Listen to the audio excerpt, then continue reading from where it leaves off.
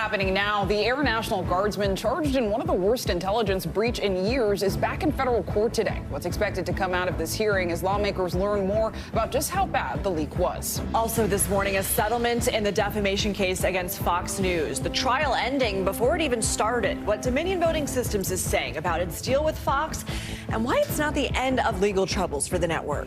Also happening now, a Kansas City man is getting ready to face a judge after police say he shot a black teenager who rang the wrong doorbell. But we're learning about his charges and the latest on the teen's recovery. And new this morning, another shooting, this one involving Texas cheerleaders. They were shot after police say one of them tried to get into the wrong car after practice. The new information police are revealing about what happened.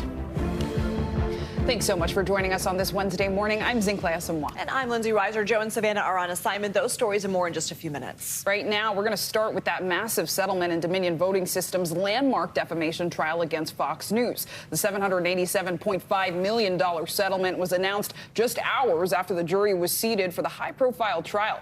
And it's one of the largest defamation payouts in history. NBC News senior reporter Jane Tim joins us now from Wilmington, Delaware, to dig into this. Jane, good morning. So we know for days there had been multiple reports citing sources that Fox was pursuing settlement talks with Dominion, and now we have the settlement announced right before opening arguments were scheduled to begin. Is it a surprise that the lawsuit made it this far as it did before a settlement was ever reached?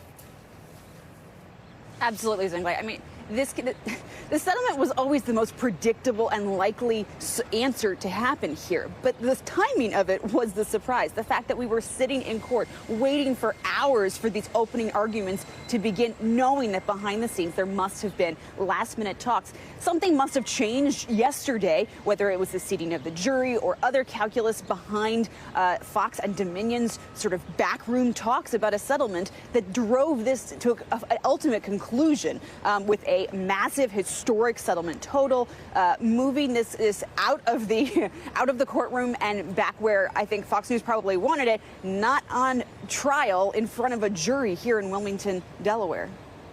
And Jane, I know Dominion Voting Systems still has defamation lawsuits that are pending against other networks like Newsmax, and it's also suing Trump allies Rudy Giuliani, Sidney Powell, and Mike Lindell. They are all contesting the litigation, but Dominion has not brought a defamation lawsuit against former President Trump. He also made false claims about Dominion being involved in a rigged presidential election. Do we know why Dominion is not pursuing legal action against him? You know, it's clear that, as we saw yesterday, this is all about strategic. And this also is a company with private equity owners who have a say in the litigation that they enter. So there's definitely choices that are being made about who to bring these lawsuits against. But we do know they're going after three of the president's lawyers, Mike Lindell, who is not a president's lawyer, but a major advocate of these false claims and proponent of a person who was saying some of these claims on Fox News that was challenged yesterday in this suit. Sidney Powell, Rudy Giuliani, going after the people who were out in front of this, as well as the other sort of networks that were broadcasting these claims, Newsmax, OANN. And I will say, it's the same legal team. So look to see the people who won yesterday in a settlement, if they are claiming it as a big victory for themselves, look to see them continuing to fight this. They feel really strong about how this sets the tone for those future lawsuits, and they're feeling bullish, if you will. And Jane, we have just moments, seconds here. I know Fox's legal troubles are not over yet. There's another voting technology company like Dominion that also has filed a similar defamation lawsuit against the network. What do we know about the case? Just seconds here. It's an even bigger case. They're challenging more than 100 false claims, they say, and $2.7 billion damages they are seeking. Fox News says that it is meritless, and they continue to say that they are proud of the coverage that they did in the 2020 election. But that one will definitely, it's in New York court. We'll be following it very closely to see if they're also looking to settle that one, or if that one will be the one that goes to trial. Jane Tim, really important reporting. Thank you so much. Now to the biggest U.S. intelligence breach in a decade. Today, a judge will decide whether 21-year-old Jack Chesera will remain in custody after his trial, after investigators say he leaked hundreds of pages of classified documents. For more, let's bring in NBC News senior congressional correspondent Garrett Haake. So, Garrett, first, walk us through what we can expect from today's hearing.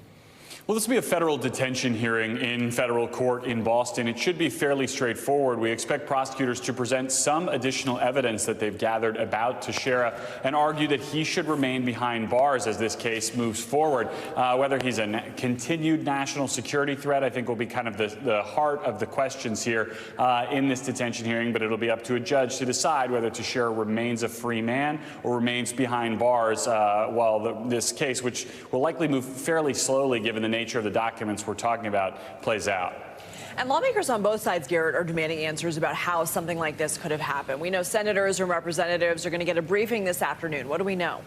Yeah, that's right. Both chambers receiving briefings separately from top national security officials today about these leaked documents. Lawmakers want answers about why a 21-year-old Air National Guardsman was given this kind of access to these kinds of documents. Lindsey Graham, a Republican senator who was a major in the U.S. Air Force before he was in politics, said he didn't think even at that level he had access to this kind of information. They want to know about any political motivations that might have been behind this breach and generally how the safeguards that are supposed to be in place to prevent classified documents from simply walking out of a building in somebody's pocket were gotten around so easily here. Obviously, we've been talking about classified documents a lot in other contexts over the last couple of months, and this is just kind of another in the drip, drip, drip of concerns about how the Pentagon, how the sort of broader national security community is protecting the nation's secrets. So what are lawmakers saying about the steps they may take to keep something like this from happening again?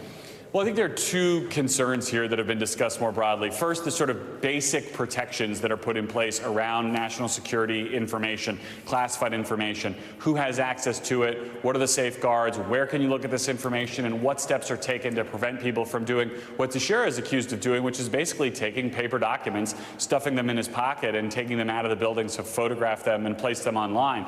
The second kind of big tranche of topics here that lawmakers have been discussing, particularly as it relates to the classified documents found at Mar-a-Lago and at Joe Biden's home, is what all are we classifying? Is the system for how we manage secret documents too cumbersome? If you have too many secrets at too many levels, it might be harder to protect the information that really needs protecting. So I think you'll see lawmakers go down those two parallel paths as they try to find ways to address this issue more fulsomely.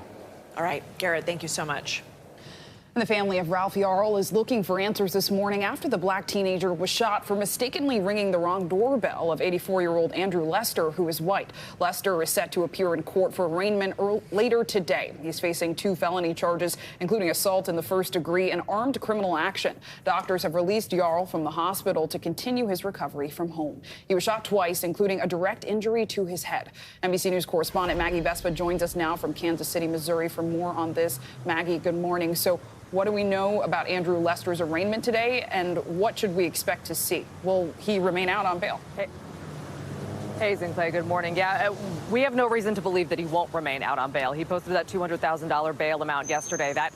We found out about that amount. That came down when he was charged day before yesterday. Obviously, the judge can always adjust that. Decisions can always be made to keep somebody in custody without bail, but he has posted. We haven't heard anything to lead us to believe that it will change. The arraignment is at 1:30 local time, so 1:30 Central here in Kansas City. It will be virtual, and we understand that that Andrew Lester will attend again virtually. This is the 84-year-old's first time in front of a judge, and it comes almost a week after the shooting. It comes 2 days after these felony charges were brought tied to the shooting, including first-degree assault, which prosecutors, Clay, as you know, have said could carry a maximum penalty of life in prison. And Maggie, I mean, the shooting of Ralph Yarl has rallied the Kansas City community, but it's also put some on high alert, especially after such a seemingly innocent mistake, right? Just knocking on the wrong door. What are you hearing from protesters who are demanding justice?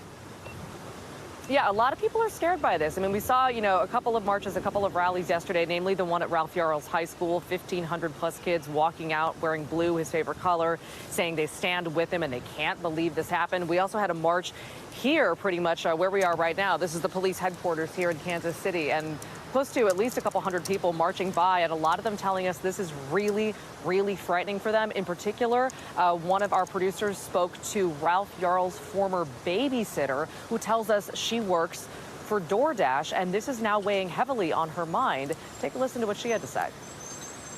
being a human, being a parent, it hit me. And I also DoorDash too. So that could have easily been me that night taking an order to the wrong house and somebody just shooting me because I got the wrong address. I guess I just have to be really careful about what house I go to because I could be the next victim. You know, what's interesting about those rallies, too, we were hearing from people in the morning at the high school that they were just really furious that Andrew Lester, the homeowner, had not been arrested yet. A couple of hours later, he was arrested. Then he posted bail. That's when we had that second march. People at that march glad to see the progress in this case, but they know, Sinclair, this is far from over, and they just really want, they say, to see justice come to fruition in the name of Ralph here. Yeah, I mean, Maggie, briefly here, do we have any updates from his family about his recovery? Just that he is home recovering. He suffered a traumatic brain injury and a cracked skull thanks to that first bullet that his family says he took to the head. The second bullet hitting him in the arm. We're told that this will be a long road to recovery. His family is hopeful for a full recovery, but he still has a lot of issues to deal with, including his speech, his aunt said, is still impaired, and they expect, hopefully, that will repair itself over time, that he'll regain that function fully. But again, nothing is certain, and his family is just taking this one day at a time. Sinclair. Maggie, thanks so much. 2 high school cheerleaders in Texas are recovering this morning after they were shot mistakenly trying to get into the wrong car. NBC News correspondent Morgan Chesky has the latest. In Elgin, Texas, an outpouring of support for a beloved cheerleader whose team says was injured in a shocking shooting Monday night that may have been over a misunderstanding. According to NBC's affiliate KPRC, the shooting happened when a group of cheerleaders stopped at a grocery store, and one of the group accidentally tried to get into the wrong car. She spoke out overnight. I was trying to apologize to him. I just, halfway my window was down, he just threw his hands up and then he pulled out a gun. And then he just started shooting at all of us. Overnight, Elgin police arrested and charged Pedro Tello Rodriguez Jr., who they say fired into a vehicle after an altercation in a grocery store parking lot. Authorities say one victim had serious injuries and was helicoptered to a hospital. A local gym owner says that was Peyton Washington, a young cheerleader well known in the community. She's won every title there is to win in all-star cheerleading. She's literally a role model for the kids in this industry throughout the country. Everybody knows her. Friends posting on social media calling for support and prayers for the high schooler. It's one of several shootings to gain national attention recently. In rural upstate New York, 20-year-old Kaylin Gillis was shot and killed Saturday night when the SUV she was in accidentally pulled in to the wrong driveway. Investigators say Kevin Monahan walked out of his home and fired 2 shots at the vehicle. He has pleaded not guilty to second-degree murder. All right, our thanks to Morgan Chesky for that report. Also this morning, an investigation is underway into a deadly parking garage collapse in New York City. This was what it looked like in Lower Manhattan just yesterday. Following the collapse, 1 person was killed and 5 others hurt. All of them were workers in the building. And take a look at this. A source familiar with the investigation confirmed this footage is being investigated as part of the probe. It appears to show the moment of the collapse. Witnesses say they heard a loud noise, then saw a dark cloud of smoke. The entire roof of the structure appeared to crack and cave in, leaving cars literally hanging in the balance. A sheriff in Oklahoma and 2 other staffers have been suspended after recordings of them were released in which they were apparently talking about hiring hitmen to kill a reporter and about lynching black people. The sheriff says the recordings were altered and done illegally. NBC News correspondent Stephen Romo has more.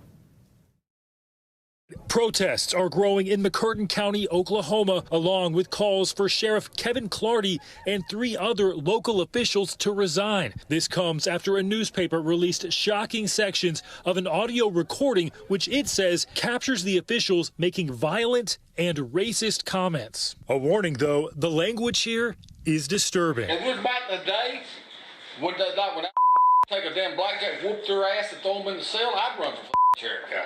Well, it's not like that no more. I know. We'll take them down here on Mud Creek and hang them up with the damn rope. Yeah.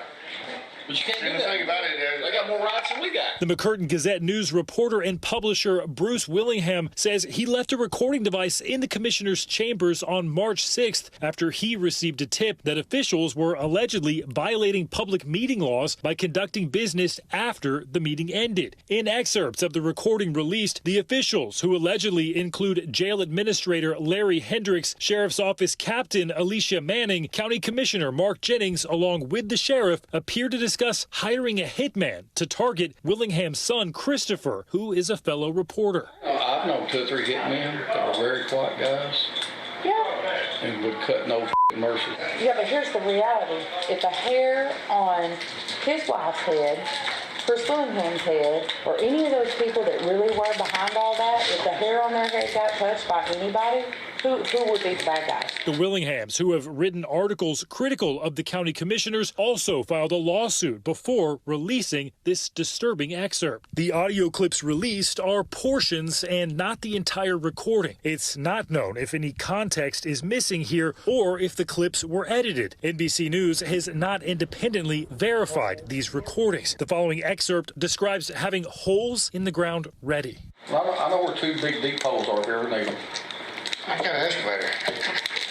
These are like pre-dug. They initially started out talking about various people that might beat us or wanted to beat us, and then they get into the county commissioner says, well, he's got 2 deep holes. Sheriff Clardy nor the 3 others could be reached for comment, but the sheriff's office did post a statement calling the audio, quote, illegally obtained, and writing in part, our preliminary information indicates that the media released audio recording has in fact been altered. The motivation for doing so remains unclear at this point. The matter is actively being investigated. Oklahoma Governor Kevin Stitt has called on all 4 to resign. The mayor of Idabel, which is the county seat, has done so as well. I hate to know that this is 2023 and we still have folks who want to live like the 1921 Al Capone lifestyle when you start talking about lynching and killing folks and act like human lives don't mean anything to you. Our thanks to Stephen Romo for that story. And the mayor of Idabel, who you just heard from, says additional recordings might be released on Thursday. All right, we're going to switch gears now. We're going to take a look at your Morning News Now weather. We've got some severe weather in the south and snow in the north. Yeah, meteorologist Angie Lassman joins us now with the very latest. Good morning, Angie. Morning, ladies. Yeah, we have some snow for folks to deal with as they get up and out the door this morning in parts of the high plains. You can see Montana through North Dakota. And we've got kind of a wintry mix going for portions of Minnesota and Wisconsin. We've also got the rain working through, and we've got a system that's slowly but surely making its way east. You can see some of that thunderstorms that have fired up over just the past hour or so in many of these locations. Here's how things play out from now through the rest of the afternoon, though, because you can see some of that rain starts to work through places like Michigan throughout the rest of the morning hours. But we have more of these thunderstorms that do fire up and impact us here through the afternoon, evening, and even into the late night hours. As far as the locations, it really looks like the best chance for some of the stronger storms, Iowa to Oklahoma. We will have that potential to see some of that hail reaching 2 to even 3 inches in size. So dangerous conditions there. We'll also have the potential for some damaging winds up to 60 miles per hour,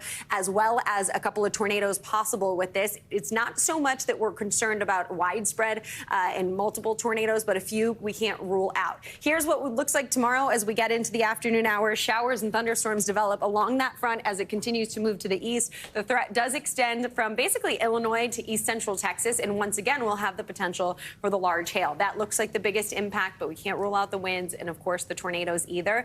And not to mention some heavy rain that's going to be working through, too. This will be something that we see lasting into Friday. This is where the severe weather threat is going to be. Houston looks like the bullseye for that day. So it's a couple of days where we'll have the potential for severe weather here as we get into basically the afternoon and evening hours each of those days. And again, the heavy rain is going to be problematic, especially over those areas that have already seen some really saturated grounds from previous rainfall events. Dallas, Little Rock, Jackson, New Orleans, all included in that slight risk of flash flooding here as we get through at least Saturday morning. We'll eventually start to see a break between after that by the weekend, but of course a couple of days where heavy rain and those severe storms are possible. It's like one storm after the other. It is. All right. 'Tis the season. 'Tis the season. April showers. Angie Lassman, thank you.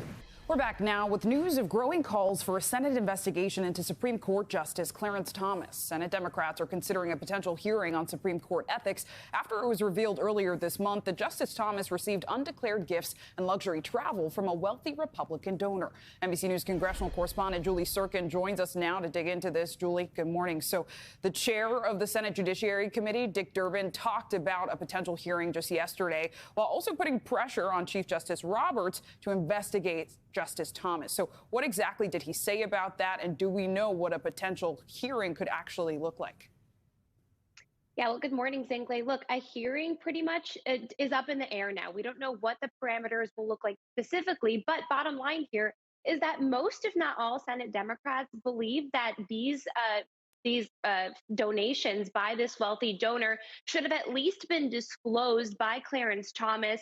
But they're also united in the fact that they think this should call for some stricter ethics codes that the Supreme Court would then have to abide by. Right now, they don't really have any formal rules in place. They say they go by the rules that also cover the lower courts. But obviously, Senate Democrats are really concerned with Sheldon Whitehouse, the top Democrat on the Judiciary Committee, potentially connecting this to a larger dark money scheme. Here's what Senator Dick Durbin had to say, who's the top Democrat on the Judiciary panel. Watch. What we've called on Chief Justice Roberts to do is to accept the responsibility of the court. As Chief Justice of the United States Supreme Court, he has to understand that Clarence Thomas's conduct is absolutely unacceptable from an ethical basis. To restore the integrity and the reputation of the court, they have to do something. An investigation followed by a change in the approach on ethics.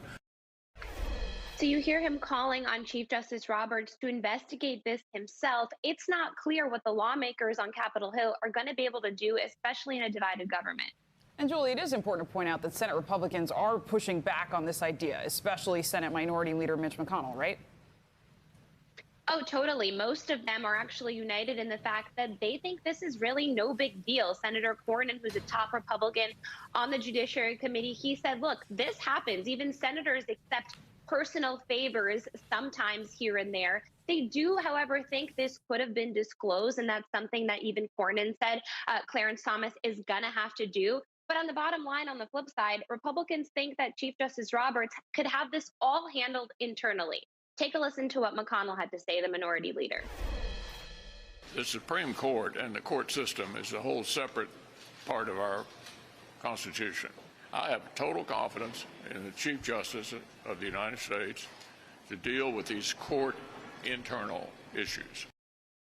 Now, Senator Romney, who is the only Republican I heard say this, said it could potentially be problematic if Clarence Thomas did accept these donations and personal favors, as he called them. And Julie, it is worth noting, though, everything in D.C. is connected, though we heard McConnell say they are their own institution, right? The Supreme Court. This is all complicated by Senator Dianne Feinstein's medical leave. She's also a member of the Judiciary Committee, but Senate Republicans have blocked a request by Democrats to temporarily replace her. So, Julie, this would actually reduce the likelihood of actually seeing Justice Thomas testify in any potential ethics hearing, right? Exactly. That's such a good point, because we saw Republicans block this temporarily replacement. Senator Feinstein said this is what they'll be able to do so that she doesn't have to resign early. She can just continue sitting out her medical leave as she recovers from shingles. But this means that the numbers on the Judiciary Committee are even, 10 and 10, Republicans and Democrats lacking that 11th vote that gives them the majority to be able to do things like subpoena Clarence Thomas, for example, to get him to talk to the committee. Not clear if he would abide that subpoena in any case, but really this just shows you how complicated things are when Democrats have such a slim majority over Republicans in the Senate. They're not 50-50 anymore, but even still, they require every single vote to be able to carry out their agenda. And in a case like this, where they're trying to investigate Clarence Thomas and these payments and donations to him, Senator Feinstein's absence is a huge hurdle for Democrats to get over. Definitely a complicated issue. We know you'll stay on it. Julie Sirkin, thank you.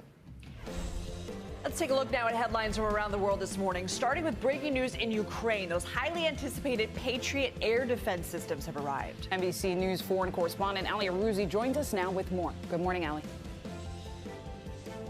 Good morning, guys. That's right. The Ukrainians are overjoyed at the arrival of the Patriot air defense system. They've been calling them Patriots for Patriots. The Ukrainians have long said that the air defense system is essential for their fight against Russian aggression. The Defense Ministry thanked their colleagues in America, Germany and Holland, saying that together they can win this war. North Korean leader Kim Jong-un has given the green light for his country to launch their first spy satellite. He says it's necessary to counter threats from the United States and South Korea. The satellite is part of North Korea's program to advance surveillance technology and improve their ability to strike targets in the event of a conflict. And finally, The skeleton of an enormous Tyrannosaurus Rex was sold in Switzerland for just over $6.1 million. The creature roamed the Earth some 67 million years ago and is only the third time the entire T-Rex skeleton has been sold at auction. The bones are made up of 3 different T-Rexes whose bones were previously found in the states of Montana and Wyoming. Quite a thing to have in your living room. Truly, some new age decor, we'll call it. Allie, thank you. Thank you. You got quite the laugh there. All right, we're going to take a look at another story here. Israel's military facing an unprecedented threat as many young Israelis are now refusing the country's mandatory military duty. NBC News correspondent Josh Letterman takes a closer look at the reasons why. It's a rite of passage in Israeli society. When you turn 18, you serve mandatory military service. 2 years for women, nearly 3 for men. But for some young Jewish Israelis, something is changing. When you think of Israel's military in one word, what do you think? 3 words, wrong side of history. What about you? Apartheid. These teenagers are burning their draft letters, part of an unprecedented movement to refuse to join the army. For many, one of Israel's most cherished public institutions. Our society is violent because everyone is holding a weapon.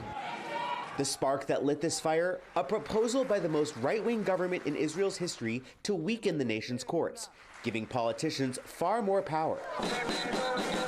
For 15 weeks, hundreds of thousands of Israelis have protested, even after Prime Minister Benjamin Netanyahu put the plan on ice. For now.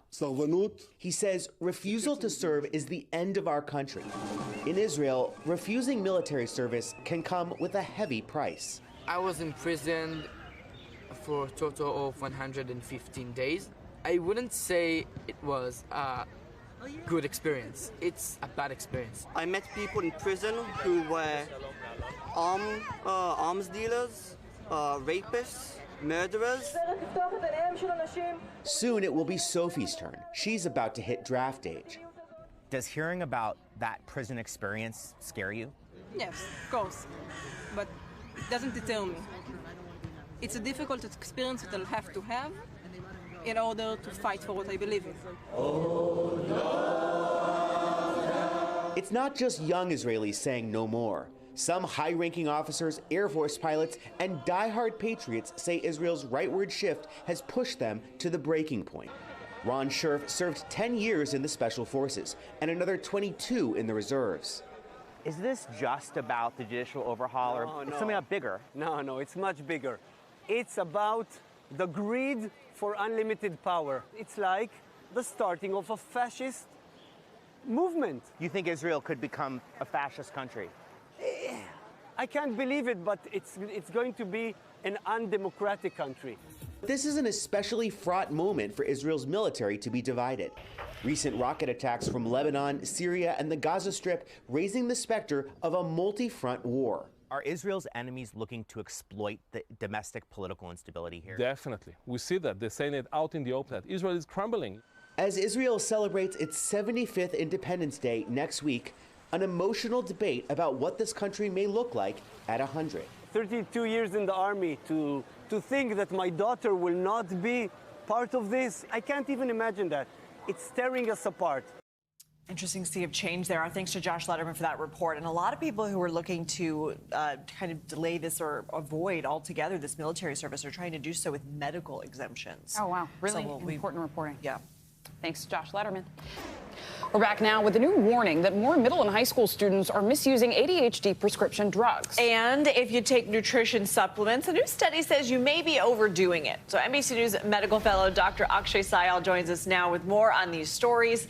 Good morning, doctor. Morning. Thanks so much for being with us. So I actually want to start with some COVID news around second boosters. We know the FDA actually authorized a second booster for older and immunocompromised adults just yesterday. They also authorized the use of a bivalent booster in all all COVID vaccines moving forward. So who exactly should be getting this second booster? Yeah, good morning. So this is all about those who are at high risk of severe disease from the virus. So we're talking about those over the age of 65 and those with weak immune systems, meaning that maybe you're getting treated for cancer or autoimmune disease, drugs that lower your immune system, and you're immunocompromised is what we say.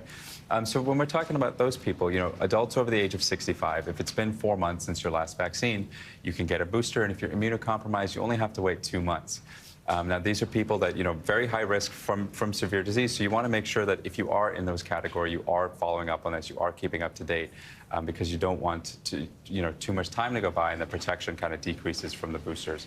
For everybody else, though, we're going to be waiting in the fall. The FDA is going to meet in June, sometime in the summer, to talk about if everybody else who doesn't fall into those categories, are they going to be needing an updated shot this fall? We don't know yet. But that's still just one shot for people who aren't immunocompromised, right? It's not a shot and then a booster. Exactly. So for everybody going forward who isn't vaccinated, who hasn't gotten anything, which there aren't a lot in this country yet, they can go ahead and just get the new one. They don't need to get the old vaccines first to get the new one. Gotcha. All right, doctor, let's switch gears here, because a lot of people know that HPV is really the most commonly sexually transmitted disease. But a lot of people don't know it can lead to many different kinds of cancers. And this is scary that people don't really know that. So what do we need to know about this, and what should people do? So HPV is a virus, human papillomavirus. It is, like you said, the most common STI. There's millions of infections every year. It can lead to cancer, though, and that's why we're really concerned about it. There's cervical cancer, there's anal cancer, there's penile cancers. And what we're seeing is that in recent years, the awareness that people know of the link to cancer is actually decreasing. So, not all HPV strains are going to lead to cancer, but there's certain high-risk ones, strains 16 and 18, that can lead to cancer, which is why we want to be really on top of this. And the good news is there is a vaccine.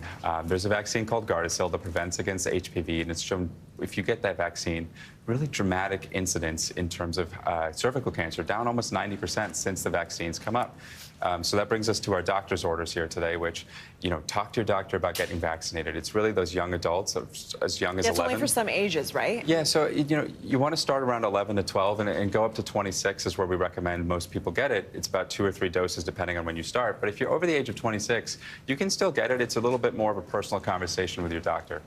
And Dr. Sayal, I want to talk about the ADHD headline we covered, because the NIH found that more middle and high school students are misusing this, especially concerning because diagnoses are on the rise. What more can you tell us? There's a lot going on with ADHD right now. We're talking about for months about Adderall shortages, and now this new report is talking that, in schools that a lot of kids are prescribed Adderall for ADHD, we're seeing a lot of misuse, meaning kids are sharing prescriptions. We're seeing about 1 in 4 students reporting using Adderall. So this is something, it's not just Adderall, it's also, Vyvanse and Ritalin, some other stimulants as well.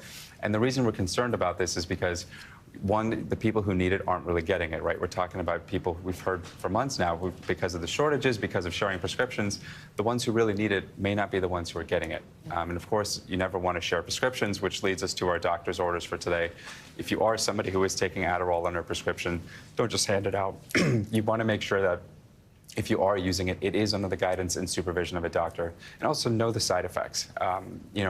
Dry eyes, fast heart rate, high blood pressure. Those are some things that you want to watch for as well if you're taking it. All right, we got to be quick with you on this last one here, but supplements. There's a new CDC report saying not everybody needs to take them. So what kind of supplements are we talking about, and what does the study reveal? Yeah, so when we're talking about multivitamins, there was actually the chief of medicine of Northwestern wrote an editorial a few years ago saying most healthy people, non-pregnant, young adults, don't need to be taking multivitamins. I think he called them a waste of money for most people. And they are expensive. They are expensive. It's a $50 billion industry. So this is, a lot of people are taking this, and it turns out not everybody needs to. About 60% of adults are actually taking multivitamins, according to the latest CDC report. And so really, when we talk about multivitamins, if you are pregnant, if you are somebody who is breastfeeding, it's a different conversation. But, discuss your diet with your doctor. Make sure that you talk about what supplements you're taking. Diversify your foods. If you eat a diet of fruits, vegetables, you shouldn't need to be taking multivitamins. If you only eat pizza and ramen, should you still be taking You might not be on the right track there, Dr. Sayal. Thank you so much. Yeah. Thanks, doctor.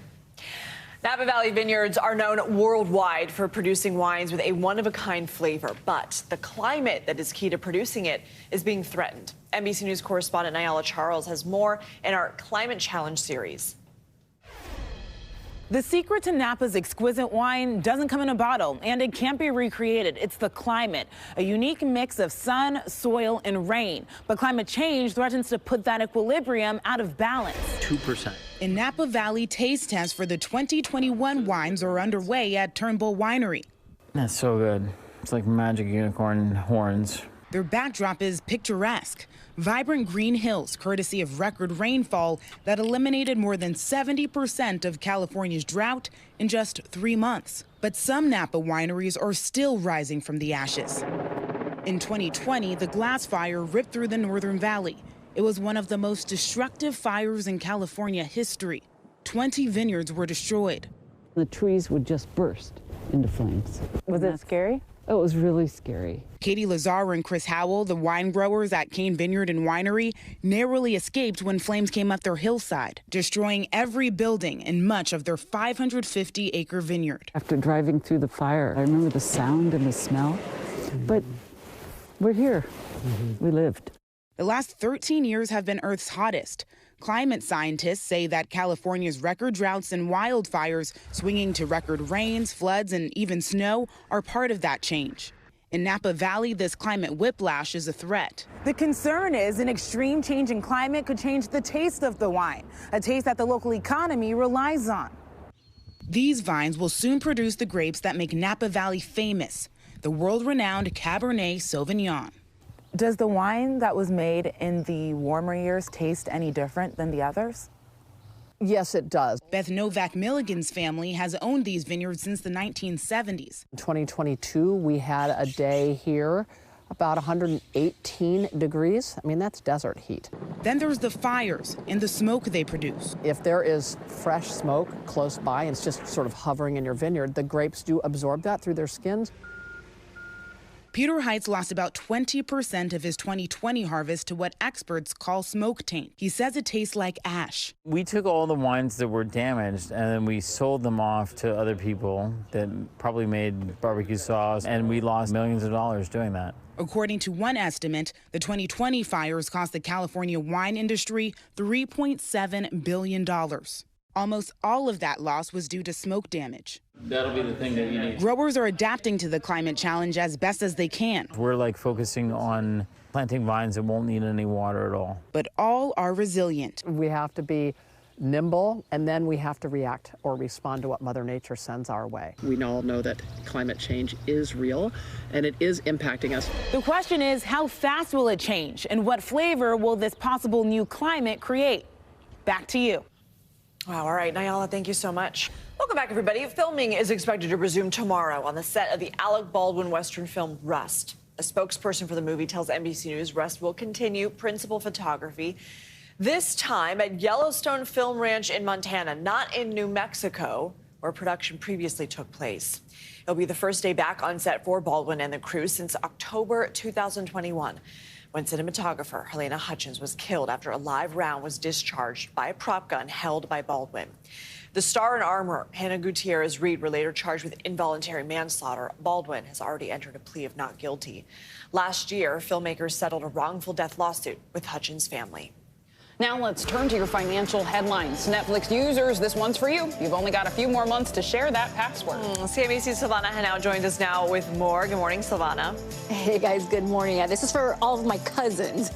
Netflix is delaying a broader crackdown on password sharing until later this quarter, likely before July. Now, the company had previously committed to ending password sharing near the end of the first quarter in March. It's already rolled out new rules in Canada, New Zealand, Portugal, and Spain, and says that it's pleased with the result of page sharing in those countries. In Canada, for example, users pay an extra $6 a month if they want to share their account with people outside their primary household. And staying with Netflix, it's shutting down the DVD business the company was founded upon. It will ship the final round of DVDs in September, ending 25 years of mailing shows and movies to customers. Early on, streaming was more of a side business for Netflix, but as it pushed further into original programming and built a bigger streaming library, a growing number of subscribers chose to watch that way. Netflix shipped more than 5.2 billion discs over the life of the business. The first DVD mailed out, it was Beetlejuice. And a major food staple for hundreds of millions of people could soon be in short supply. Rice production has been falling worldwide and is set to log its biggest shortage in 20 years. Analysts at Fitch tell CNBC the biggest impact could be seen in decade-high prices. The biggest reasons for the shortage is the ongoing war in Ukraine and bad weather in major producing regions such as Pakistan and China. Fitch expects prices to stick at current average highs of more than $17 per hundredweight into the next year and then only ease a few dollars in 2024. Lindsay and Zinkley, back to you. I want to go back to how you're going to break it to your cousins. That I know. I'm going to have like a little get together and have an intervention. Exactly. Password intervention. So your own password. Thank you so much. Yeah. And now to a new study that shows Americans are craving more Mexican food than ever before. I didn't need a study for that. We knew it. We love it. And according to a new report, foods like tacos and chips and guac are becoming go-to orders specifically for young diners. I had to put this in when I'm starting to get hungry. NBC News correspondent Valley Castro had the tough assignment of hitting a hot spots to find out what's driving this. Can I get 2 birria tacos? Tacos aren't just for Tuesdays anymore. There's nothing like a good old taco. In fact, Mexican food overall is quickly becoming the most preferred food in the country as more people reach for a bowl of chips and guac over spaghetti and meatballs. Italian food is great, but Mexican food is just like top-notch. What is it about Mexican food? I think it's the consistency and also like the meat, how they prepare it with the spices. That's what I really like about it. A 2022 study by Data Central says cravings are changing by generation. Boomers and Gen X overwhelmingly prefer Italian food, with Chinese food in second place. But for millennials and Gen Z, the savory, spicy cuisine from south of the border is number one. We asked consumers, what's your favorite cuisine? We started to notice this change. Mike Costio is one of the people behind the study. What do you attribute those changes to? It's just the changing demographics of the country as a whole, both who's, in the country and also, who we're friends with, who our neighbors are. It's a trend that's been building for decades, with salsa outselling ketchup and tortilla chips outselling potato chips in the United States, where currently the Hispanic population makes up the largest racial or ethnic minority in the country, with more than 62 million people. And the variety of Mexican and Latin flavors inspiring new restaurants like Calisa in New York City. What I would say about Mexican food, I don't think you can point to that many other types of cuisine that are genuinely fun. Owner Josh Leibowitz is admittedly not Mexican. I'm from Brooklyn. I know bagels. I know pizza. But wanted to make the space feel as authentic as possible, developing an intricate menu right from the source. I wanted someone who didn't just work in a Mexican kitchen or studied the culture. I wanted someone who literally grew up in it. Culinary director Daniel Mendoza hails from Mexico City. Lo que me ha sentido orgulloso no es la comida, sino nuestra cultura y nuestra música. Nuestra música, nuestra cultura y la comida hace la mejor experiencia, yo creo que, del mundo. Besides the food, it's what's behind the bar that's also creating a buzz. Serving up another growing favorite, tequila. The mainstay on every Mexican menu, poured out as that classic concoction, the margarita. One study says tequila will soon surpass vodka as the #1 selling spirit in the country, while margaritas are the most popular cocktail. Whether it's a delicious drink or a tasty dish, authenticity is the main ingredient, found in a restaurant or in the back of a taco truck. And everything is really popular because it's delicious. As consumers look to expand the kind of Mexican food they're trying out. So now there's a lot more interest in, I'd like to go to a Oaxacan restaurant. I'd like to go to a Yucatecan restaurant, or chefs working within those, particular regions. You can see, and usually people say every night to us, like, oh, that's amazing, that's delicious. That makes us really happy.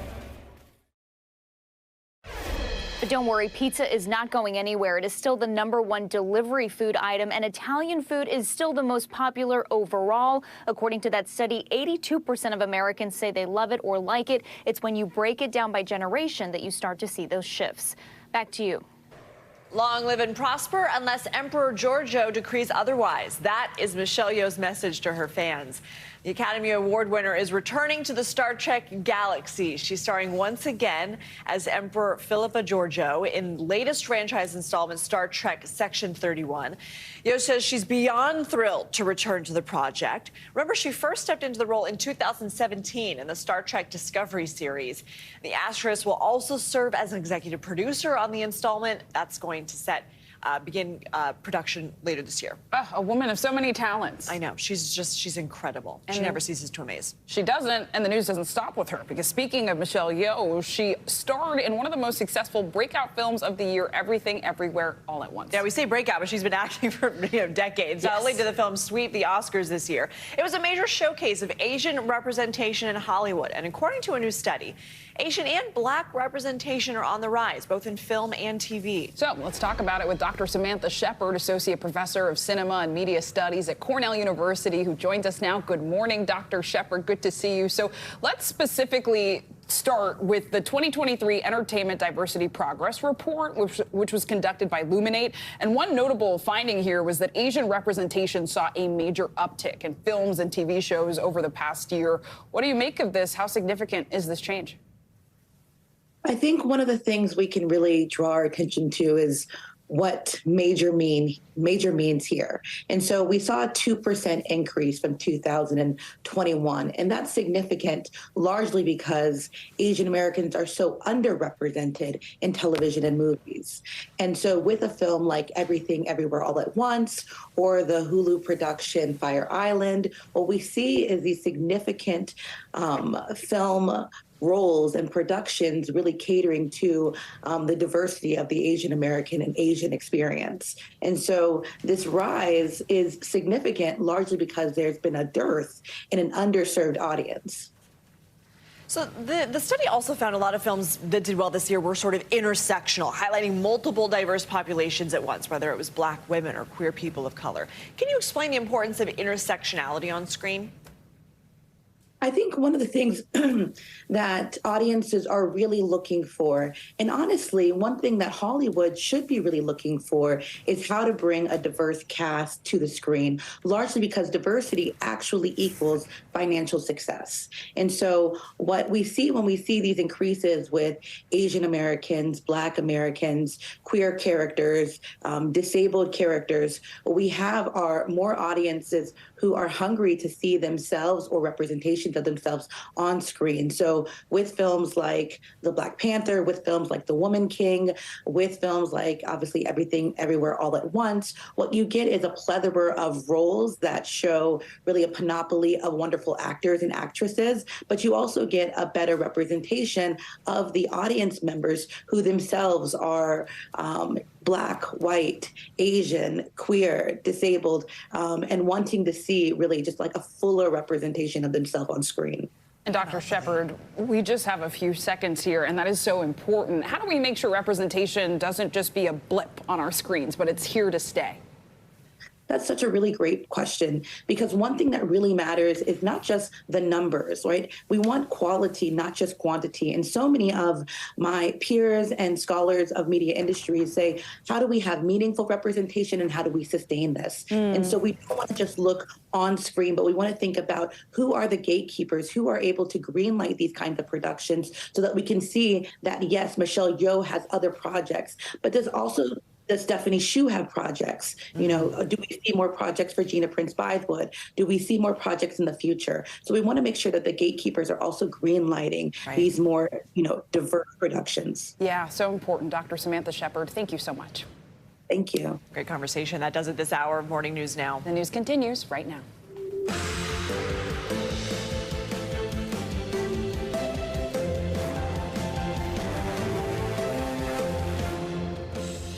Good Wednesday morning. I'm Zinklea Asamoah. And I'm Lindsay Reiser. Joe and Savannah are on assignment. Right now on Morning News Now, landmark settlement, Fox News Channel and Dominion Voting Systems coming to a massive, nearly $800 million deal to avoid an impending defamation trial.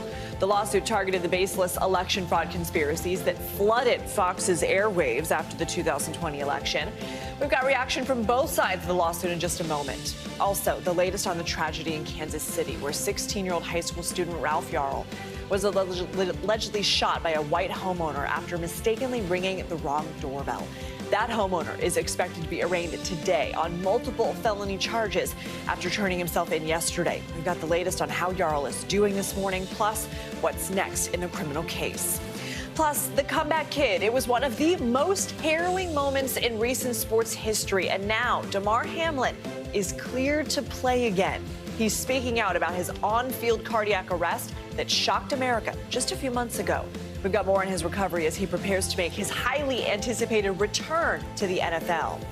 And no, it's not your imagination. Flying the friendly skies lately can make for a turbulent ride. How climate change is making things bumpier, and what you can do to keep yourself safe on board. I was just wondering about that recently on a flight. Too. I know. Get that Dramamine ready. Yes. We are going to begin this hour with the massive settlement, though, in Dominion Voting System's landmark defamation trial against Fox News. Yeah, the two sides reached a $787.5 million settlement just hours after the jury was seated for the high-profile trial. And it's one of the largest defamation payouts in history. NBC News correspondent Stephanie Gosk is in Wilmington, Delaware, with the latest.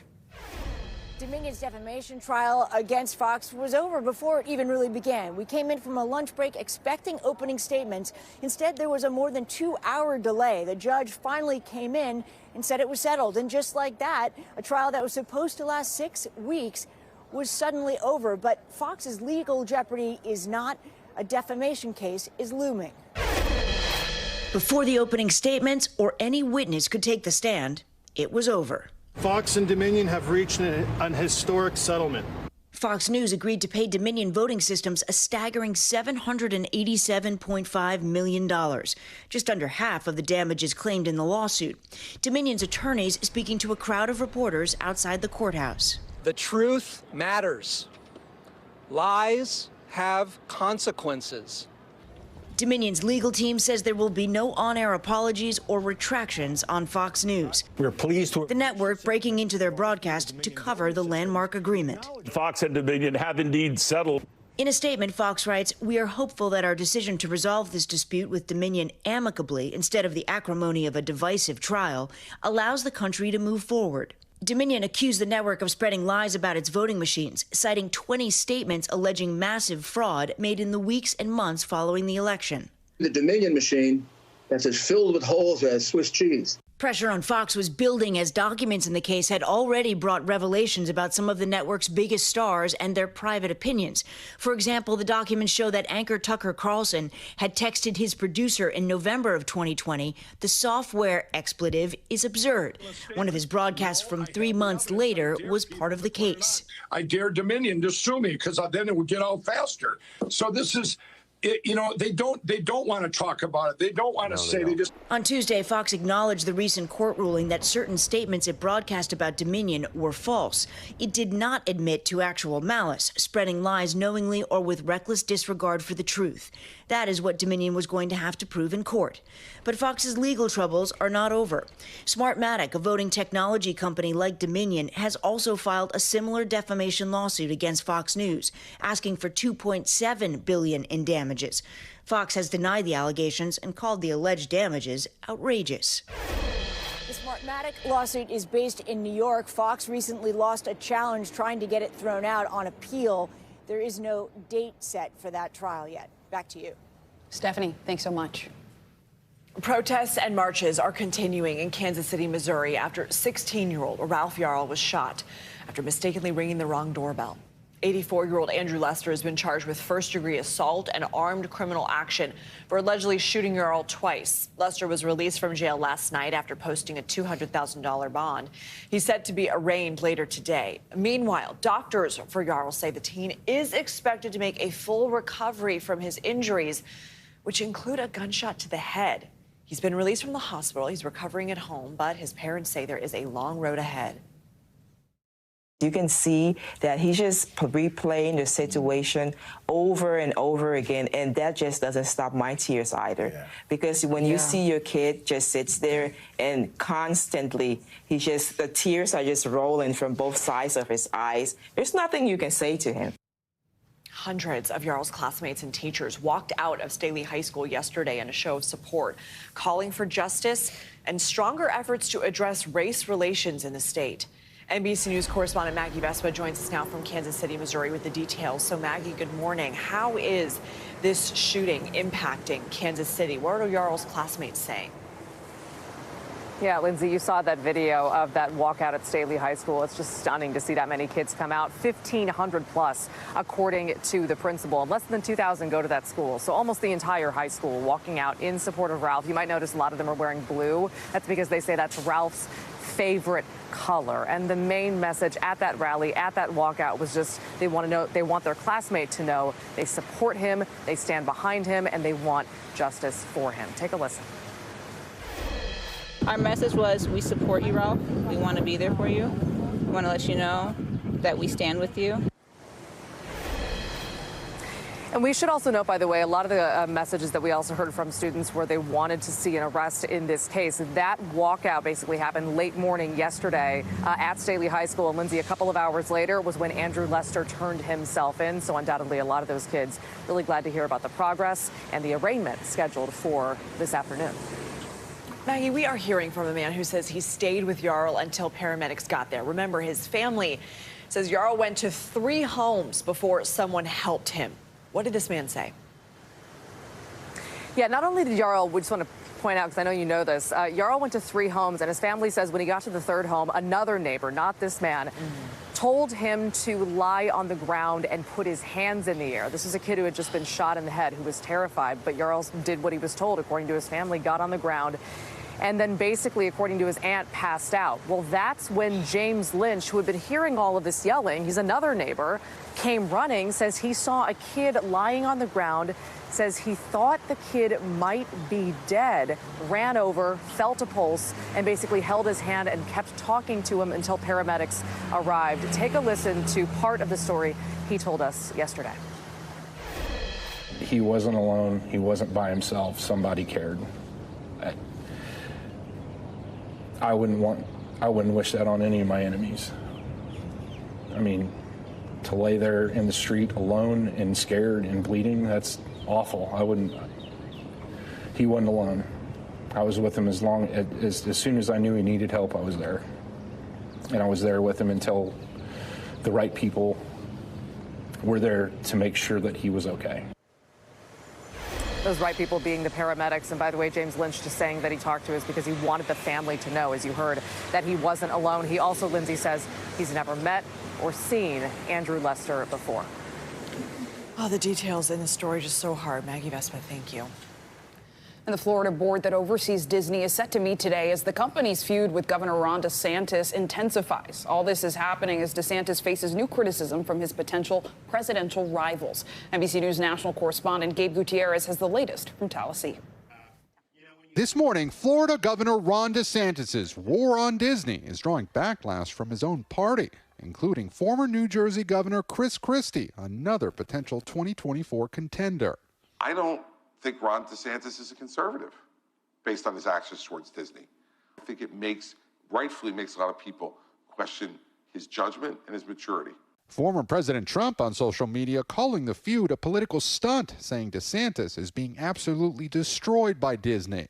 We made the decision as a state, as a people, through the medium of our elections, that we would not have one corporation serving as its own government. A new amendment filed here in the state legislature is trying to nullify Disney's actions from February, in which the entertainment giant quietly stripped power from a board DeSantis appointed to make decisions about its land. The epic battle started last year when Disney opposed the Parental Rights in Education Act DeSantis signed that opponents labeled the Don't Say Gay law. It banned the classroom instruction of sexual orientation or gender identity in kindergarten through 3rd grade. Now, Disney is promoting its first ever Pride Night at Disneyland, shortly after DeSantis doubled down on his attacks. Meanwhile, DeSantis in D.C. trying to shore up Republican support on Capitol Hill, even as Florida Republicans endorse Trump. Battle lines being drawn, with members of Congress starting to take sides. Can Governor DeSantis take on former President Trump? He absolutely can. He's the only one who can. Like somebody that can carry us looking forward, and I think that man is Ron DeSantis. Shortly after meeting with DeSantis, Texas Congressman Lance Gooden did announce his 2024 endorsement, but not of the Florida governor. Instead, former President Trump. Our thanks to Gabe Gutierrez for that report. And DeSantis is continuing his cross-country blitz today with a trip to yet another early primary state, South Carolina. So let's turn now and get a check at your Morning News Now weather. Meteorologist Angie Lastman is back with us with the latest forecast. Good morning, Angie. Good morning, ladies. Let's talk about where we've started this year so far, because we've kind of got a tale of two sides of the country when it comes to our temperatures. We've really been stuck in this pattern where the eastern half of the country has been running much warmer than average. Meanwhile, the western half of the country running much cooler than average. But let's take a look at where we stand as far as that heat on the eastern half of the country.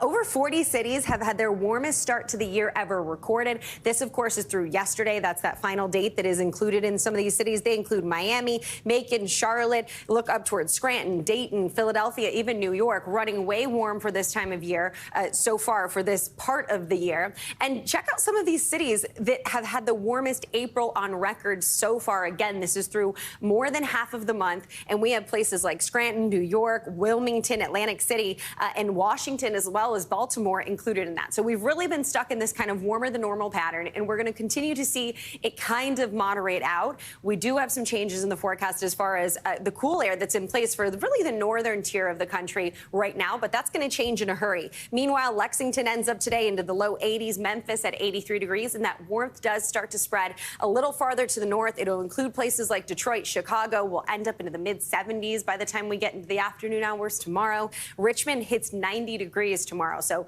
it'll feel more summer-like than, of course, it has over the past couple of days, and even than it will today. In Washington, D.C., by Friday, you're headed to the 90s. That'll kind of moderate out, and you get back to those mid-60s by the time Sunday rolls around. But you'll have some warmth around for the weekend, as well as some rain. Similar story for New York, upper 70s for Friday, and ending the weekend into the mid-60s. Chicago will be a little chillier with those temperatures in the 40s. And we also have a cold front on the move that's going to give us a chance for some strong to severe storms from Iowa into portions of the south through the day today. I want you to be aware that we could see the biggest impacts, including hail, and it'll be up to 3 inches in size. Some of those larger chances for hail are going to be over places like Wichita, Oklahoma City, Wichita Falls, so watch for that. We'll also have the potential to see some isolated tornadoes with that, and that continues into tomorrow, guys. It moves a little farther to the east, so a couple of days, really 3 days, that we want to stay connected when it comes to the severe weather in parts of the plains. All right, look out for those storms. Thanks for letting us know. Angie Lastman, thanks. Now to that major U.S. intelligence leak that has rocked the Pentagon and American allies. Massachusetts Air National Guardsman Jack Teixeira is set to appear before a judge today. The 21-year-old was arrested in connection to a major leak exposing potentially hundreds of pages of classified documents. For more, we're joined by NBC News Justice and Intelligence correspondent Ken Delaney. And Ken, good morning. So first off, what are we expecting at today's hearing? Good morning, Zinkley. Well, this will be a detention hearing, so we expect that the government will ask that Jack Teixeira continue to be held without bond and will argue that this is such a serious crime that he probably should not be let out, that he poses a risk. His lawyers may ask for bond, and we'll have to see what the judge decides. But he's facing some tough decisions ahead of him. The evidence in this case appears to be overwhelming, and he probably already is discussing with his lawyers whether it makes sense to negotiate a plea agreement here, but no doubt the Justice Department will be seeking significant prison time in this case. Ken, lawmakers are demanding answers on how this happened, but just earlier this week, you were with us talking about how the private social media pages of members with security clearance aren't checked. So are lawmakers going to get any? They're going to get answers, Lindsay, but they're probably not going to be answers they like, because there's just a lot of issues here. There clearly were basic failures in the military security system, things that were supposed to happen that did not happen, that allowed this low-level airman to smuggle classified documents out and post them on the internet without the U.S. knowing about it for weeks and perhaps months. But there are also systemic issues that they're grappling with. How many people have security clearances? How widely this highly sensitive information is distributed within the government. So a lot of things for lawmakers to chew on. And Ken, I mean, you outlined it, right? There have been a lot of questions about how this 21-year-old was able to get this highly sensitive information. So what exactly is the Air Force and other key agencies doing about it?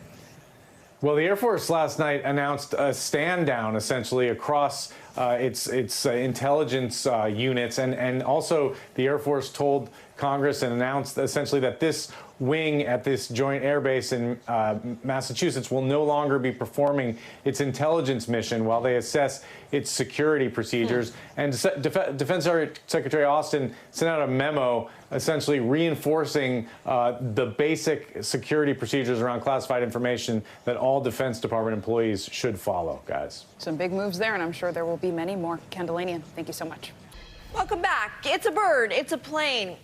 We don't actually know what it is, but today unidentified flying objects are taking over D.C. Yeah, Congress is holding a second hearing to figure out more about the sky-high phenomena keeping us all intrigued and curious for decades. So to dig into this, our very own Joe Fryer joins us for this out-of-this-world story. Hey, good morning. I come in peace.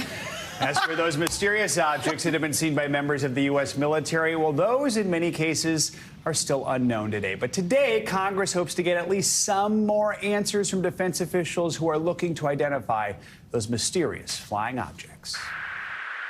There's a whole fleet of them. For just the second time in more than 50 years, Congress is holding a hearing on UFOs. Today, lawmakers are set to question a top defense official who's in charge of analyzing those mysterious happenings in the skies. The thing is, we've been here before. Last year, Congress held a similar hearing, which left lawmakers with more questions than answers. Pentagon officials showed this brief clip with just a few frames of an object they classified as unidentified aerial phenomena, or UAP. That's government speak for UFOs. I do not have an explanation for what this specific object is. Since then, intelligence officials' count of reported UAP sightings has exploded from 144 to 510. Well, many of the new sightings were determined to be balloons, drones, or birds. Nearly half of them remain unexplained. This work must continue and it must be fully funded because we still don't have all the answers. Senator Kirsten Gillibrand is chairing the subcommittee that will question Sean Kirkpatrick. He's the director of something called the All-Domain Anomaly Resolution Office, which was established last summer by the Pentagon. This hearing comes about a month after Kirkpatrick co-authored a paper with an out-of-this-world theory that offers one explanation as to why UFOs would be attracted to our planet and are frequently seen over the ocean. Whoa, splashed. The authors write extraterrestrial probes may use liquid water as their fuel. This would explain why they would target the habitable region around stars like the Earth. Those are theories. My job as a senator is to get to the bottom and to know facts. Now those eyes on the skies are shifting to D.C. as Congress seeks clarity on what has yet to be explained. So UFO enthusiasts are definitely going to be tuning in today. I think everyone is now. Senator Gillibrand says a big question she wants answered is how the U.S. can get better at detecting these UAPs and capturing more data about them. So far, recordings of these objects have been limited, and the Pentagon says that makes it tough to figure out exactly what they are, especially if they're sucking up our ocean water to fly around our planet. No, water as fuel? I have so many questions. That's crazy. Okay, but the All-Domain Anomaly Resolution Office, quite the name. Created last year, and that's part of the idea is you can't learn much about stuff unless you collect more information about it, and so that's in many ways step one. Gotta get a shorter name though. Well, I think that you can call it, what's the abbreviation? If you put the letters, maybe ADA, it's like... but I think that one's taken. Okay. Yeah. All right. All right, Jeff Fryer, thank you. Yeah. Thank you. All right, everybody, turning now to international headlines here and some serious stories like a fire at a hospital in Beijing. It's killed more than 24 people. Yeah, NBC News foreign correspondent Ali Aruzzi joins us now with more. Good morning, Ali. Good morning, guys. That's right. A massive fire engulfed a hospital in Beijing, killing 29 people, making it the deadliest fire to hit the Chinese capital in 2 decades. But people didn't hear about it until several hours later as authorities tried to censor information.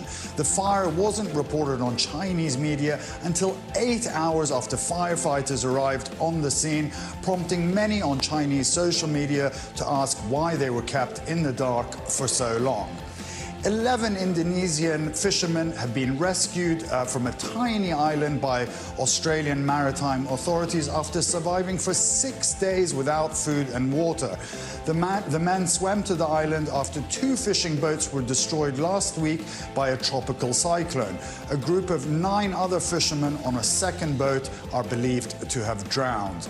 And finally, King Charles III and Queen Camilla have chosen a coronation quiche as their signature dish for the upcoming coronation, but the decision has received mixed reaction amid an egg shortage in the UK.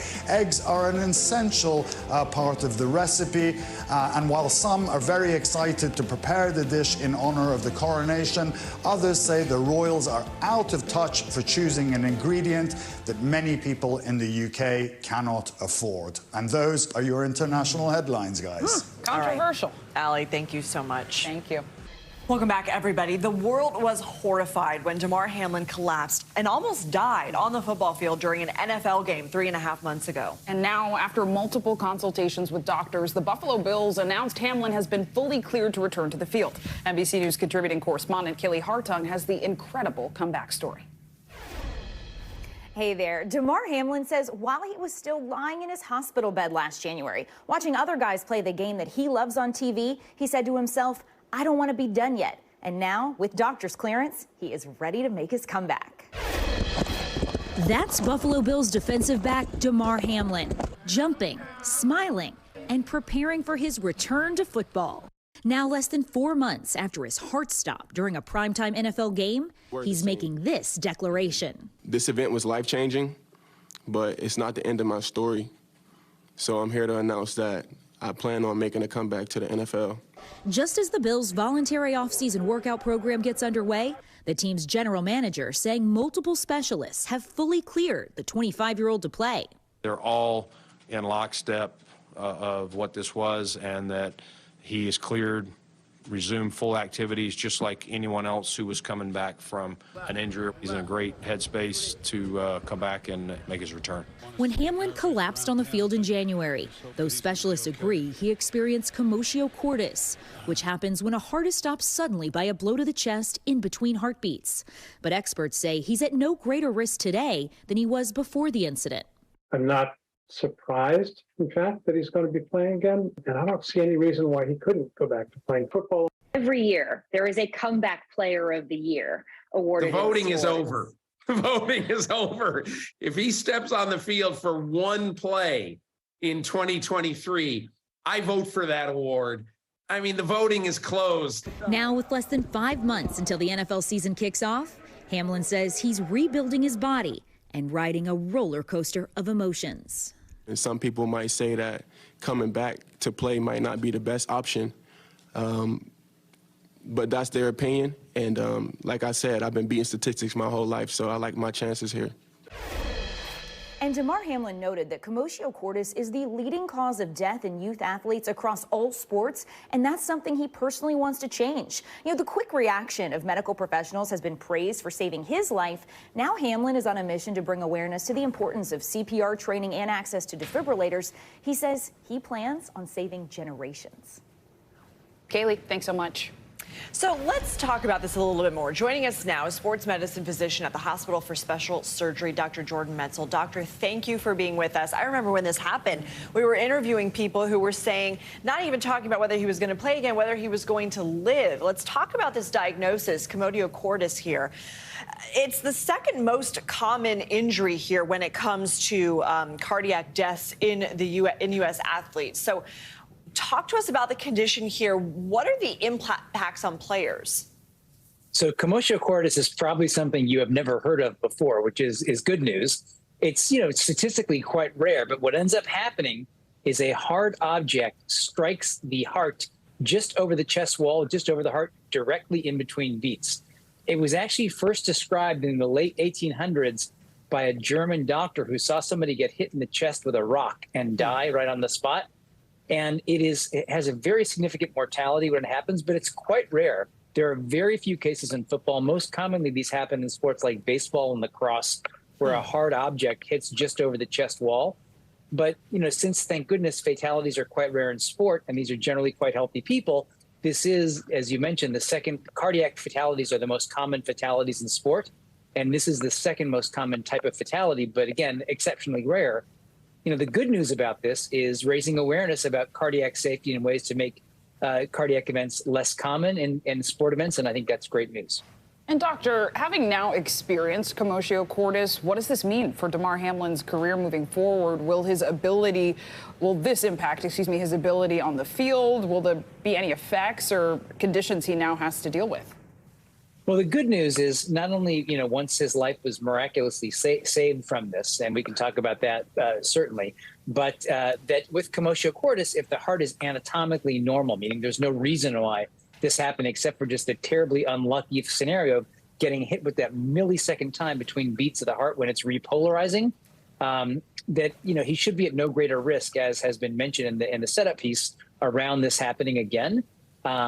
So the goal is to get him back out and get him participating, which is a great story. And the issues really, I think, will largely be psychological, just being, used to being out and being in a game situation again. And I think that's going to be weird at the beginning, and hopefully he'll get over that very quickly. He sounds like an exceptional guy. And I think the story is really powerful. Doctor, obviously, you mentioned how rare this is. The point is also there was a defibrillator like steps away on the field, and that played a huge role. Also, the fact that there were medical professionals there on the sidelines ready to jump in here. Does the NFL need to learn anything from this, or other sports for that matter?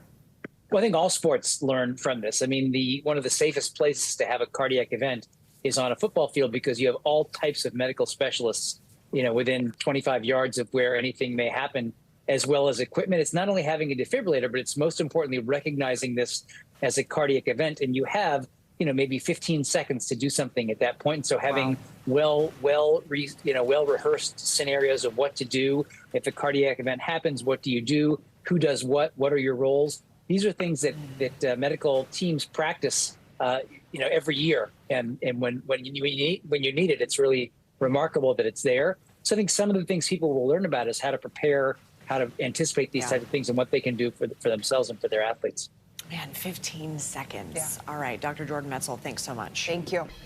Welcome back. We finally have a timeline on just when Netflix plans to buckle down on password sharing. That news came yesterday during the company's latest quarterly earnings call. And if you're out there and you still haven't joined the streaming revolution, the company also announced it is finally stopping its DVD by mail service. NBC News correspondent Jacob Soboroff has more on the media giant's big changes. Hey there, Netflix has been the go-to streamer for hundreds of millions of Americans for over a decade, but now the company's looking for new ways to boost revenue and stay competitive. And sorry to say, that means some big changes are ahead. Whether you're binging the buzziest show, what is your problem? What? Or rewatching an old favorite, you had that eye of the tiger, man, the edge. And now you got to get it back. Sharing passwords is a blockbuster problem for Netflix. And that's lost revenue for them. And they're now looking to collect. Months after warning password sharing was officially on borrowed time, Netflix now announcing the domestic crackdown will happen in the second quarter, which ends in June. We're looking to reaccelerate our revenue growth. That's the path that we're on right now. And while the reaction on social media was swift. Y'all remember when Netflix said love is sharing a password back in 2017?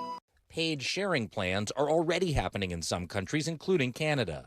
And so far, the company says the changes have been profitable, as users have to declare a primary location for their account and can add others for an additional fee.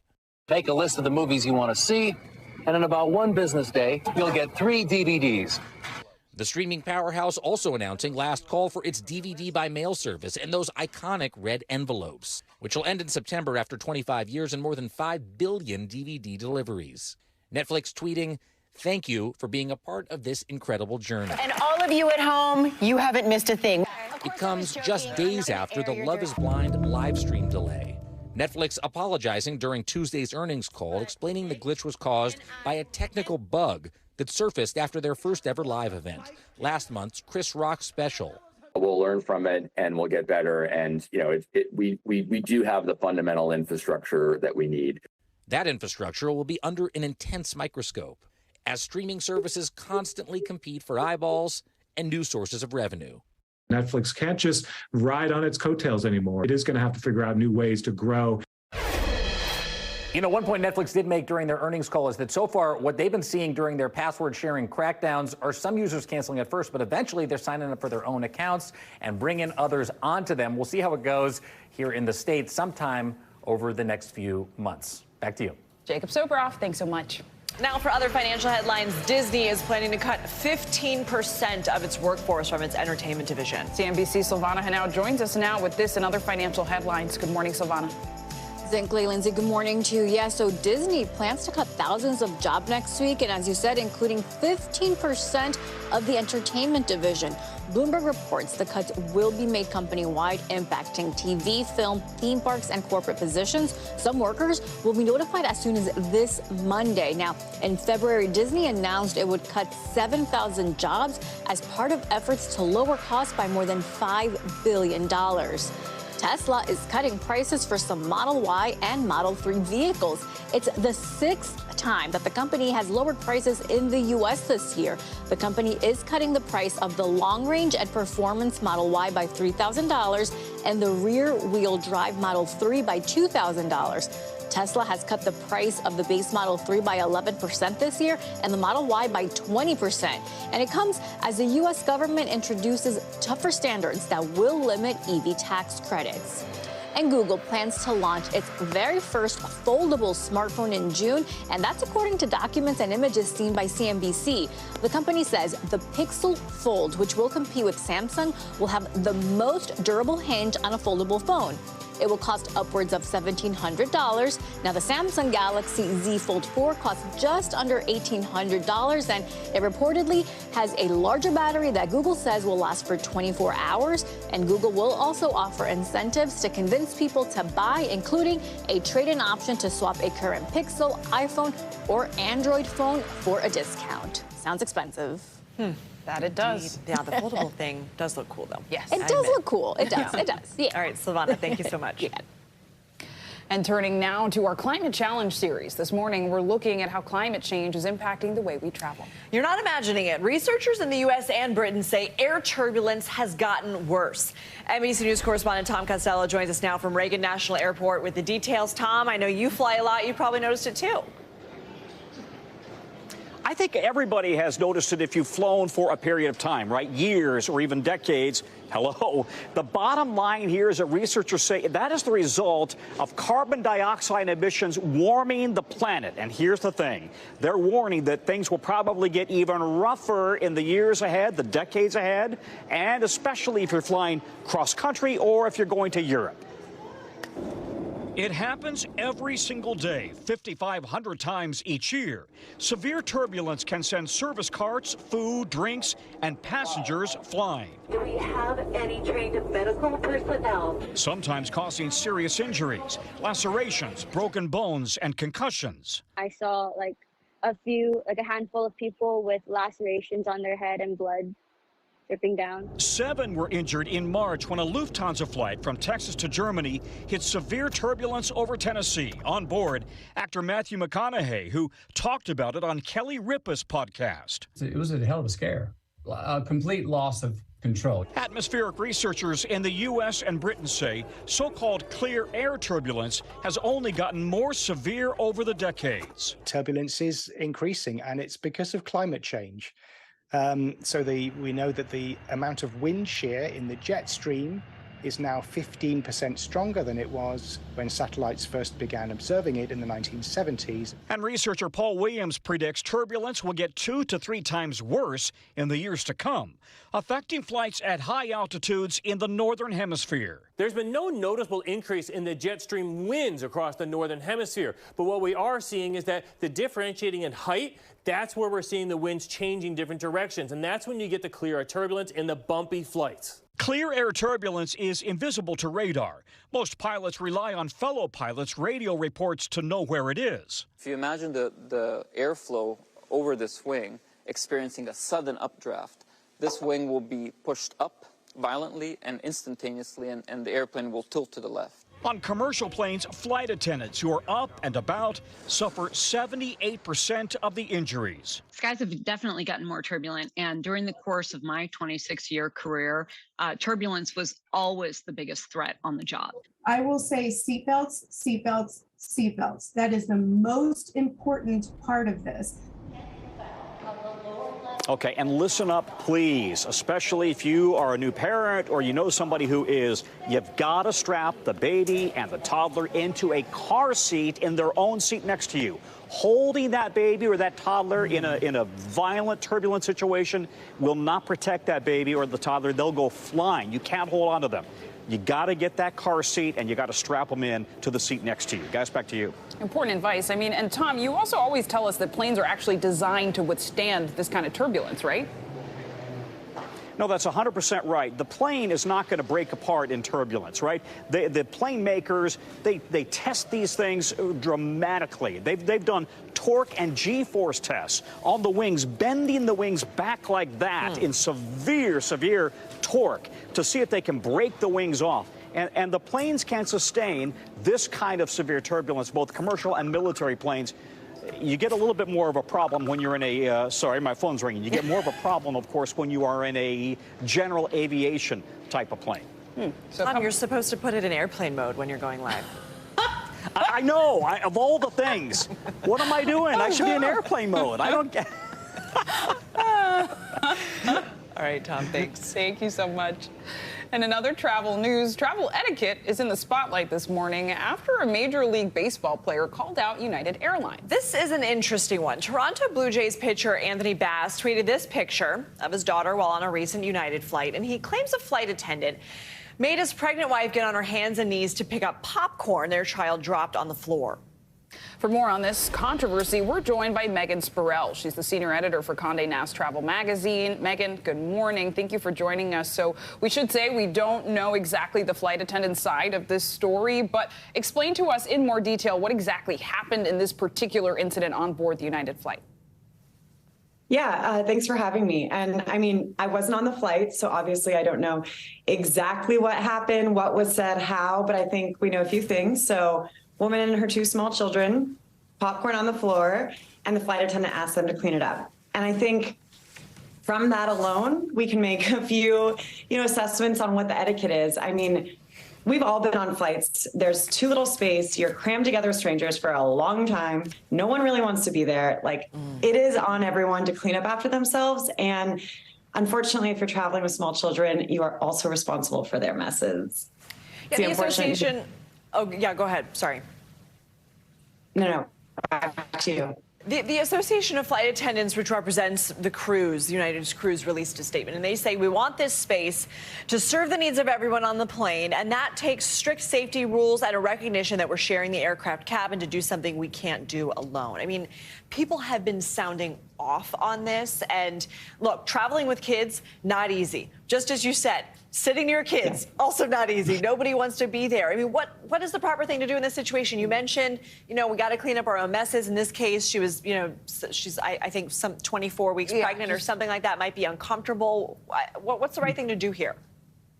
Yeah, so I think there's a few things. I think, first of all, no shade, but I do think you can try and think smartly if you're a parent about what you're packing. As a woman in her 30s, I make a mess when I eat popcorn. So he did say that the airline provided the popcorn. Yes, important distinction. Okay. I still, when you're handing that bag to kids, you have to, a mess might happen. That's okay. But if a mess happens, just be proactive. If you see it getting on the floor and you realize, okay, I need help cleaning it up, or I need a wet rag, or I just need to let them know at least that this mess has been made.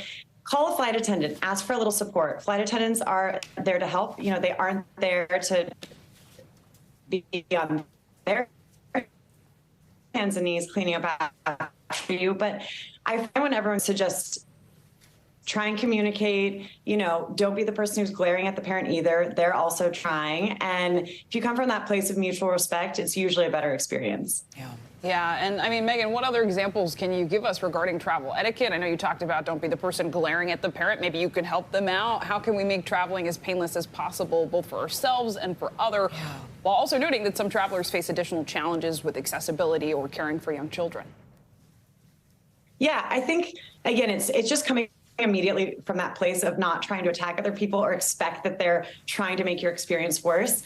I just got off a red eye from Lima, Peru yesterday, and I think, I saw people offering to help people lift their bags or, if someone is falling asleep next to them and they realize they should get up and go to the bathroom before that person is out for the red-eye flight. I think there are little things you can do to try and anticipate what might make other travelers more comfortable. And just, again, assuming that no one's trying to be a terrible fellow passenger, I think helps. And when stuff like this happens, the whole going on social media and coming after the flight attendants who have had a pretty rough few years of dealing with unruly passengers isn't my favorite move either, because it's been hard, and I think we're all just trying to get back out there and have it be as painless as possible.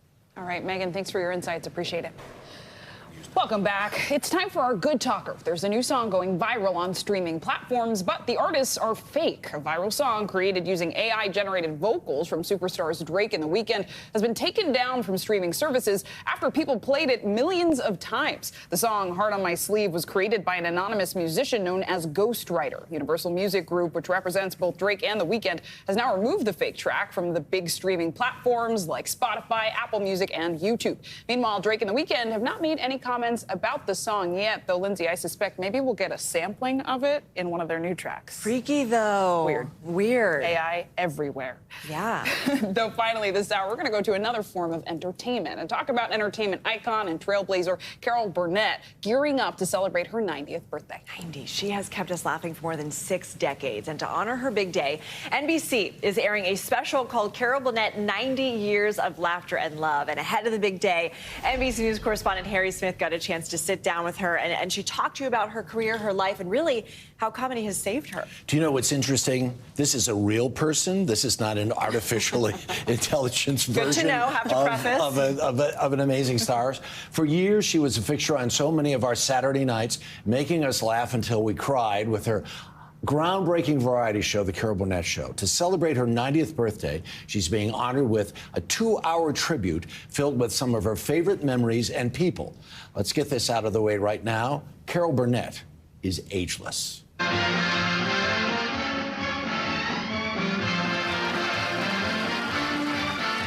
We are about to lay it on really thick. A who's who of Hollywood and Broadway showed up to celebrate the singular talent and generational appeal of Carol Burnett. Growing up in our household, your show was one of the ones that we could watch as a family. I didn't want a birthday party with balloons and confetti and cake.